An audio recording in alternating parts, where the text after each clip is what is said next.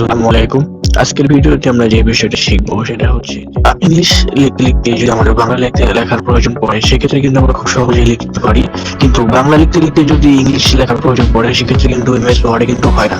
তো এটা আমরা কিভাবে করবো এবং কিবোর্ড শর্টকাটের মাধ্যমে কিভাবে করবো তোমরা এই প্রসেসটা আজকে শিখবো 2026 সালে। তো চলুন ভিডিওটা শুরু করা যাক। আমরা শুরুতে চলে যাবো এমএস ওয়ার্ড। এখান থেকে দেখুন আমরা এখানে ফার্স্টে বললাম না তো টাইমস নিউ রোমান ইংলিশ ফন্টে সিলেক্ট করে যদি আমরা এখানে লিখি মাই নেম ইজ। এখন যদি আমার এখানে বাংলা লেখার প্রয়োজন পড়ে সেক্ষেত্রে আমরা দুটা ভাবে করতে পারি। একটা হচ্ছে এই যে এখানে আমাদের বিজয় বান্নটা আছে, বিজয় বান্ন এখানে ক্লিক করে আমরা কিন্তু লিখতে পারি। আবার অপশনটা আছে এখান থেকে কিন্তু আমরা যে স্টুডেন্ট নেম সিলেক্ট করার পরে এখানে আমরা লিখতে পারি। এখন প্রশ্ন হচ্ছে যে ইংলিশ লেখার সময় বাংলা ইংলিশ কিভাবে লিখবো সেই বিষয়টা যখন আমরা প্রথমে এখানে লিখি বাংলা। আমরা যদি শুধু নেমটা এখানে সিলেক্ট করি, সিলেক্ট করা অবস্থায় বাংলা লিখি।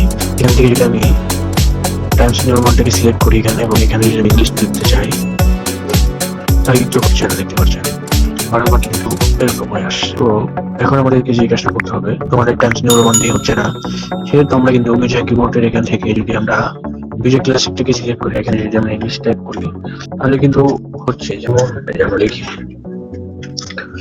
তাহলে কিন্তু হয়। তবে এখানে প্রশ্ন হচ্ছে যে এই যে আমরা বারবার এখান থেকে ফন্ট সিলেক্ট করতেছি, আবার এখান থেকে ফন্ট সিলেক্ট এখান থেকে ফন্ট সিলেক্ট করে করে তারপরে আমরা লিখতেছি, কিন্তু এতে কি হয় আমাদের কাজের মনোযোগ বা কাজের ফোকাসটা কিন্তু নষ্ট হয়ে যায়।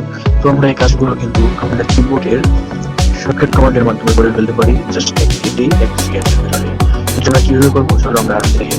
তো আমরা শুরুতেই আমরা এখান থেকে কিছু সিলেক্ট করি। তো ওপেন করার পর আমাদেরকে যে কাজটা করতে হবে কিবোর্ড শর্টকাটের মধ্যে আমরা লিখতে চাই, তো সেক্ষেত্রে যে কাজটা করতে হবে আমাদের এখান থেকে যে কর্নারে ফাইল অপশনটা আছে ফাইল অপশনে ক্লিক করে এখান থেকে যে অপশন থেকে এই আমরা লিখতে পাচ্ছি কাস্টমাইজ রিপোর্ট, এটা আমরা চাপ দেবো।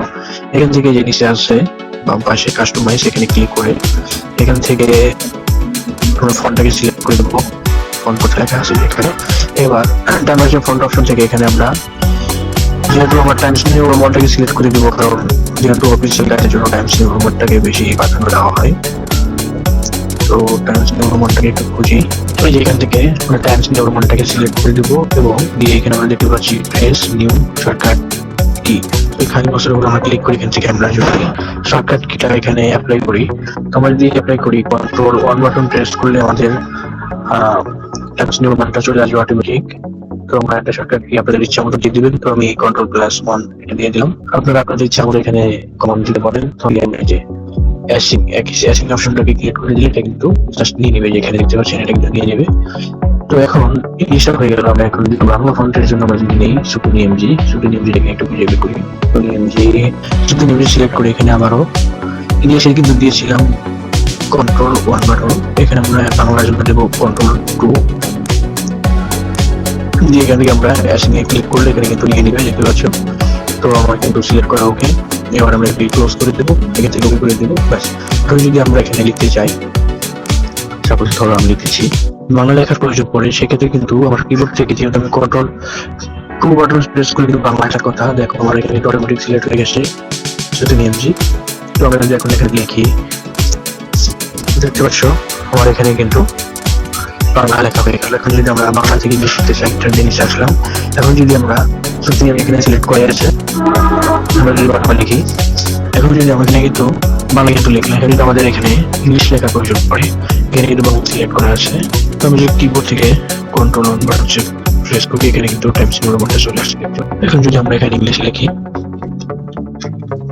দেখতে পাচ্ছ আমাদের এখানে কিন্তু খুব সহজে হয়ে যাচ্ছে। বারবার কিন্তু এখান থেকে আমাদের ফন্ট সিলেক্ট করা লাগতেছে না, এখান থেকেও ফন্ট সিলেক্ট করা লাগতেছে না। তো এই ছিল আজকের ভিডিও। এতক্ষণ সবগুলো ভিডিওর পক্ষ থাকার জন্য আপনাদের অসংখ্য ধন্যবাদ। দেখা হবে পরবর্তীতে কোনো ভিডিওতে।